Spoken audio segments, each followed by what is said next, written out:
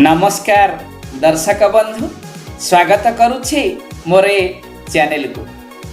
दर्शक बंधु, एक कथा आपण माने हुए तो समस्ते जानती जे कहा कहार आय खूब कम थिले भी से माने निजर दैनंदिन चलणीर नित्य आवश्यक खर्च सबको करि सारिबा परे भी सही आयरु संचय करी आर्थिक उन्नतिर अनेक ऊपर को पहुँची पारुथिबा बेले आउ भी एमिति अनेक व्यक्ति अछंती जो माने आखि दृश्या प्रचुर आय करुथिले हैं कस्मिन काले भी अभाव किंतु तांकर पीछा छाड़े नाही। वास्तव रे ये रहस्य पछरे केउ प्रकारर असल कारण समूह जे निहित अछि से कथा को आपण कोन जानती दर्शक बंधु?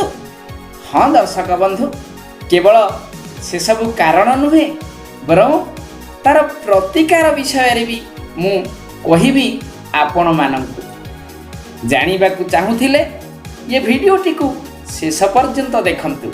आउ हाँ दर्शक बंधु, जदि आपण ये चैनल को नुआ आसी थांती तेबे चैनल को सब्सक्राइब कर देवा संगे संगे वीडियोटी को लाइक टीए मध्य करि दियंतु। तेबे एथर चलंतु ना दर्शक बंधु, जानिबा जेते आय करुथिले भी काहे कि अभाव अनेकंकर पीछा सुधा छाड़ी न थाए। दर्शक बंधु, गोटिए भिन्न कथार उदाहरण दर्शाई मुख्य प्रसंग को कहिले ही आपण सहजरे ये कथाटी को बुझी पारिबे। कथा कौन कि दर्शक बंधु, जे केतेकंक मतरे कर्म ही भाग्यर आविष्कार उत्स होइथिबा बेले आउ केतेकंक मतरे भाग्य ही कर्मर आयुध निश्चय। हाँ दर्शक बंधु, अवश्य एक कथा सत्य जे भाग्य रे नथिले हाड़भंगा उद्यम सहित प्रचुर एवं कठोर श्रम देई कर्म कला परे भी कौनसी सुफल मिलु नथिबा बेले अनेक समय रे भी अनेके बिना कौनसी उद्यम एवं कर्म बा श्रम रे मध्य सफलतार शीर्ष सीमा रे पहुंची जाती, किंतु भाग्य रे नाही बोली भाबी उद्यम न करिले भी लाभ किछि हुए नाही।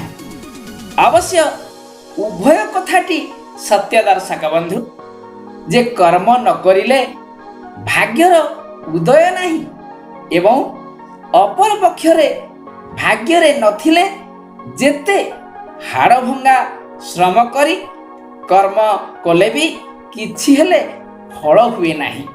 किंतु दर्शक बंधु, साधारण मनीषर ज्ञात मस्तिष्क को आपना भाग्य रेखाटीर सूचना आगरू जणा न पड़ुथिबा हेतु कर्म करि सारिबा परे जाई हुए तो विफलता प्राप्त हेले भाग्य रे नथिबा कथा निश्चित हेबा ही उपयुक्त बोली ग्रहण करिबा ठीक हेबो।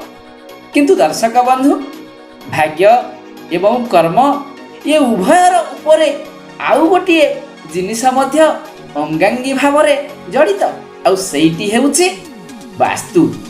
प्रकृत पक्षे सत कथाटी हेला एया जे भाग्य उपरे अतुट विश्वास रखी निजर कर्म करिबा ही उपादेय प्रसंग, किंतु मनीषर बंचिबा लागि जेमिति खाद्यर आवश्यकता अछि बोली से खाए, मात्र सेई एका खाद्य काहा पाई अमृत तुल्य सहायक साजुथिबा बेले आउ काहा पाई ताहा जहर भी पालटि जाई थाए। तेणु दर्शक बंधु, खाद्य खाइबा जेतिकी जरूरी नुहे, खाद्य कौन खाइबे, केते खाइबे एवं सर्वोपरि केउ समय रे ओ केते थर खाइबे ताहा ही वास्तव रे जरूरी। ठीक सेमिति रोजगार करिबा जेतिकी जरूरी नुहे, केउ मार्ग रे रोजगार करिबे एवं तार उपयोग केमिति करिबे एवं केउ नीति नियम आधार रे निजर जीवन धारा को अतिबाहित कराइबे ताहा ही हेउची गुरुत्वपूर्ण कथा। दर्शक बंधु, एमिति रे आमे जदि कहिबा तेबे ए पृथ्वी रे नर रूप रे जन्मी थिबा केते भी धनशाली व्यक्ति हुंतु ना काहेकि मरिबा पर्यंत भी अभाव काहार मध्य सरी न थाए। कारण अभाव मनिषर सहचर। तेणु वास्तु नियम आधार रे जे संपूर्ण अभाव को दूरेई देई हेबो ए कथा कहिले अवश्य भूल हेबो। मात्र दर्शक बंधु आपण जदि निजर दैनंदिन जीवन रे वास्तु संबंधी केतेक ज्ञान प्रति ध्यान दियंती तेबे आपण निजर अभाव जनित असुविधारू अवश्य केतेकांशरे मुक्ति पाई पारंती। प्रिय दर्शक बंधु साधारणतः पुरुष माने टंका को निजर मनी पर्स किंबा पॉकेट रे रखुथिबा बेले महिला माने निजर टंका को छोट मनी पर्स किंबा सेमानक भेनिट रे ही रखि थांती। तेबे एइठी आपण माने ध्यानर सहित मने रखंतु जे पुरुष माने निजर प्यांट रो बाहर अथवा भीतर पॉकेट जहाँ भी हेउना कहीं डाहाण पाखर पॉकेट रे पैसा रखिले अधिक खर्चर सम्मुखीन होइथांती एवं अभाव आदौ आपणकर पिछा मध्य छाड़ी न थाए। एवं ठीक सही परि महिला माने भेनिट रो बाहर पाख एवं प्यांट रो बाम पाखरे पैसा रखिले अधिक खर्चांत हेबा संगे संगे अभाव मध्य पिछा छाड़ी न थाए। हाँ केवल सेतिकी नुहे दर्शक बंधु एहा सहित आउ भी केतेक आनुषंगिक जिनिस को ध्यान देले हुए तो अभाव रूपक संकट आपणक जीवनरू अनेकांशरे दूरेई जाई पारे। मने रखंतु दर्शक बंधु बाहरु आसीबा परे केतेक व्यक्ति पॉकेट रु किबा पर्स रु पैसा को बाहर करी आलमीरा थाक किबा टेबुल अथवा टीपय इत्यादि उपरे रखी देई थांती। किंतु दर्शक बंधु एभली आदौ करिबा उचित नुहे। कारण आपणकर एभली कार्य परोक्ष रे अभाव जनित संकट को आपणक पिछा करिवार दुर्योग को डाकी आनी थाए। हुए तो आपणकु एही कथाटी मध्य जणा न थाई पारे दर्शक बंधु जे घरे जदि आपणकर कौनसी अचल घंटा अछि एवं आपण जे रास्ता देई घर पदा को गोड़ काढ़ती ताहा सेही स्थान रे अर्थात आपणक नजर तारी उपरे पड़िबा परि स्थान रे रखा जाइछि तेबे ताहा ही आपणकु अभावग्रस्त कराई थाए। तेणु घर पदा को आपण जे रास्ता देई बाहरी थांती तार सामना रे नजर पड़िबा भली स्थान रे कौनसी अचल घंटा थिले ताकू तुरंत हटाई दियंतु। दर्शक बंधु कलम बा पेन चोरी करिबा किबा काहाठारु पेन मागी आनी ताहाकू आउ न फेरैबा अनेकंकर लक्षण। तेबे जेउ माने भी एभली करंती से माने कोन जानती जे एहा द्वारा से माने निज पई केते महा विपद को निमंत्रण करिथांती बोली एभली करूथिले सेथिरु निवृत्त रहंतु। दर्शक बंधु अभाव आपणकर पिछा न छाड़ीबार यह भी आपणक दृष्टि आढ़ुआल एक प्रमुख कारण।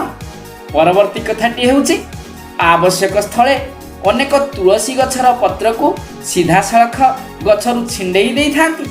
जानिछंती दर्शक बंधु तुलसी गछर पत्र को छिंडेइबा पूर्वरु विष्णु बा नारायण को स्मरण करिबा हेउछि शास्त्रगत विधान अटे। तेणु जो माने एभली न करंती सेमानक जीवन रे अभाव क्रमागत भावे पिछा मध्य छाड़ी न थाए।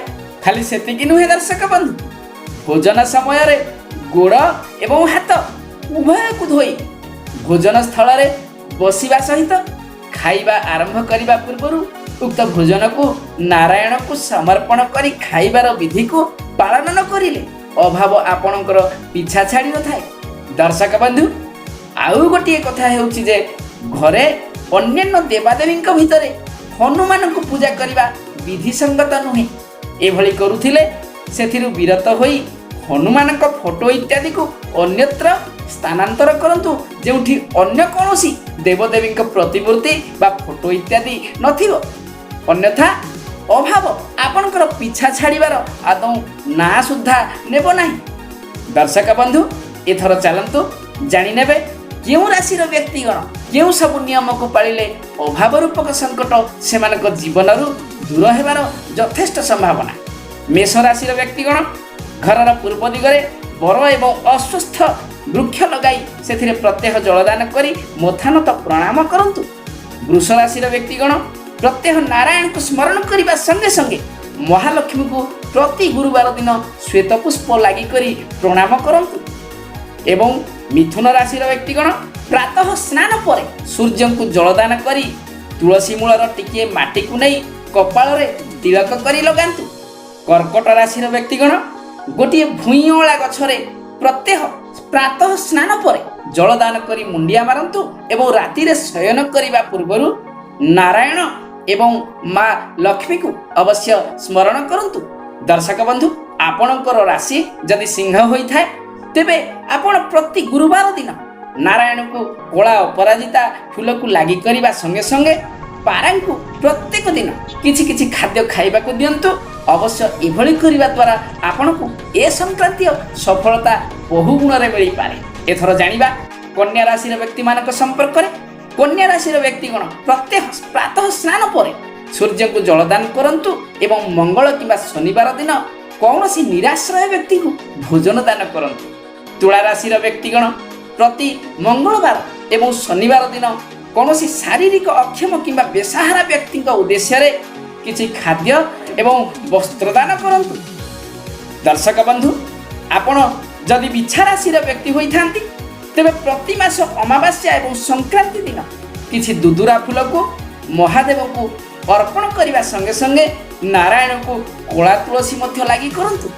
ଏବଂ ଧନୁ ରାଶିର ବ୍ୟକ୍ତିଗଣ ଧ୍ୟାନ ଦିଅନ୍ତୁ କି ଆପଣ ପ୍ରତ୍ୟହ ପ୍ରଭାତରେ ସ୍ନାନ ସାରି ସୂର୍ଯ୍ୟଙ୍କୁ ଜଳଦାନ କରନ୍ତୁ ଏବଂ ଏକଥା ମନେ ରଖନ୍ତୁ କି ଆପଣ କୌଣସି ବି ଦିନ ଆରମ୍ଭରୁ 6 କିମ୍ବା 8 ଲାଗିଥିବା ସଂଖ୍ୟାର ଅର୍ଥ ଖର୍ଚ୍ଚ କରନ୍ତୁ ନାହିଁ। ଧରାଯାଉ 16, 86, 208 କିମ୍ବା 8022 ଇତ୍ୟାଦି ଟଙ୍କା ଖର୍ଚ୍ଚ କରନ୍ତୁ ନାହିଁ। ଏହା ଆପଣଙ୍କ ଜୀବନରେ ଅଭାବ ଏବଂ ଅର୍ଥ ସଂକଟକୁ ପିଛା ନ ଛାଡ଼ିବାର ଦୁର୍ଯୋଗକୁ ମଧ୍ୟ ଡାକି ଆଣିଥାଏ।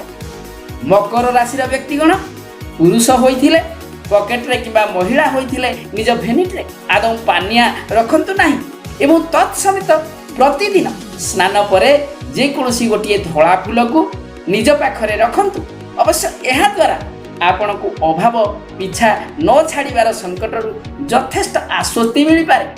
କୁମ୍ଭ ରାଶିର ବ୍ୟକ୍ତିଗଣ ଦକ୍ଷିଣ ମୁହାଁ ହୋଇ ଆଦୌ ମୁଣ୍ଡ କୁଣ୍ଡାନ୍ତୁ ନାହିଁ ଏବଂ ଗୁରୁବାର ଦିନ ଲାଲ ରଙ୍ଗର ପୋଷାକ ଠାରୁ ଦୂରେଇ ରୁହନ୍ତୁ। ତା ସହିତ ପ୍ରତ୍ୟହ ରାତିରେ ଶୟନ ପୂର୍ବରୁ ନାରାୟଣଙ୍କୁ ମନରେ ସ୍ମରଣ କରିବା ପରେ ଯାଇ ଶୟନ କରନ୍ତୁ। ଏବଂ ଶେଷରେ ମୀନ ରାଶିର ବ୍ୟକ୍ତିଗଣ ମଙ୍ଗଳ ଏବଂ ଶନିବାର ଦିନ ଗୋଟିଏ ଅଁଳା ଗଛରେ ପାଣି ଦେବା ସଙ୍ଗେ ସଙ୍ଗେ ପୁଷ୍ପାର୍ପଣ ସಮೇତ ପ୍ରଣାମ ମଧ୍ୟ କରନ୍ତୁ। ହଁ, ମନେ ରଖନ୍ତୁ ଦର୍ଶକ ବନ୍ଧୁ, କୌଣସି ବି ଗୁରୁବାର ଏବଂ ଏକାଦଶୀ ତିଥିରେ ଆପଣ ଶାରୀରିକ ସମ୍ପର୍କ ରଖନ୍ତୁ ନାହିଁ, କାରଣ ବାସ୍ତୁ ମତରେ ଅଭାବ ଆପଣଙ୍କ ପିଛା ନ ଛାଡ଼ିବାର ଏହା ଏକ ପ୍ରମୁଖ କାରଣ। ଦର୍ଶକ ବନ୍ଧୁ, ତେବେ ଦର୍ଶକ ବନ୍ଧୁ, ଏ ପ୍ରସଙ୍ଗକୁ ଏଇଠି ରଖୁଛି। ଯଦି ଭିଡ଼ିଓଟି ଆପଣଙ୍କୁ ଭଲ ଲାଗିଥାଏ ତେବେ ଲାଇକ୍ଟିଏ କରିବେ ନିଶ୍ଚୟ ଏବଂ ଚ୍ୟାନେଲକୁ ଏପର୍ଯ୍ୟନ୍ତ ସବସ୍କ୍ରାଇବ୍ ନ କରିଥିଲେ ପ୍ରତ୍ୟେକ ସମୟରେ ଏଇଭଳି କିଛି ଗୁରୁତ୍ୱପୂର୍ଣ୍ଣ ଭିଡ଼ିଓର ସୂଚନା ସର୍ବପ୍ରଥମେ ପାଇବାକୁ ଚ୍ୟାନେଲକୁ ସବସ୍କ୍ରାଇବ୍ ମଧ୍ୟ କରିଦେବେ। ପୁଣି ଥରେ ଦେଖାହେବ ପରବର୍ତ୍ତୀ ଭିଡ଼ିଓରେ। ରହୁଛି, ନମସ୍କାର ଦର୍ଶକ ବନ୍ଧୁ।